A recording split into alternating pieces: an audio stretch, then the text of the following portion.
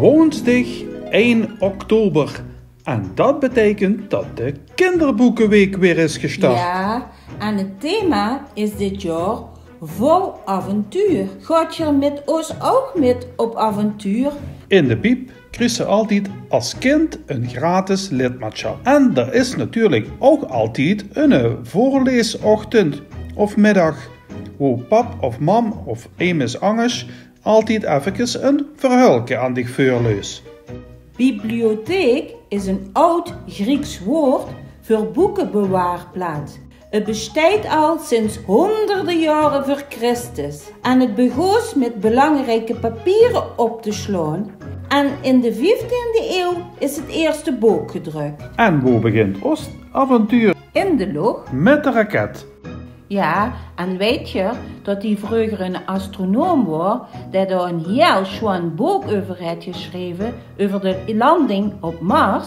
En ook onze ruimtevaarder, André Kuiper, dat een heel leuk prentenboekje. Het was een flinke reis. Daar moeten we even van bij komen. Dus we leggen ons lekker in een regenboog.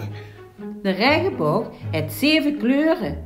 Rood, oranje, geel, groen, blauw, indigo en violet. Een regenboog dat staat voor hoop en vrede. Genoeg geluierd. En we hebben weer lekker energie.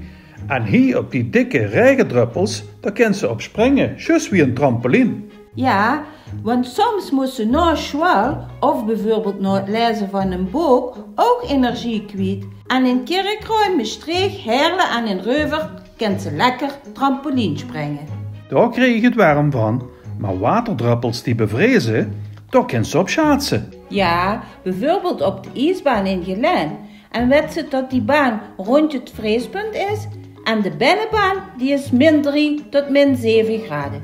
En wie het ijs was gesmolten, toen gingen we surfen.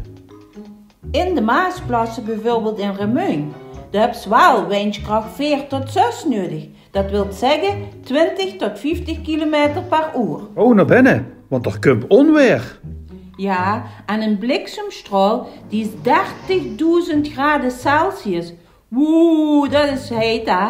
Op bommetje.nl zijn leuke weetjes over de bliksem. En na dat onweer kregen we gelukkig weer rustig en helder weer.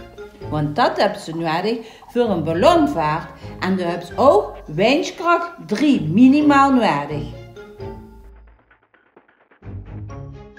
En nu met volle kracht naar de Biep. Hoi hoi! Hoi hoi!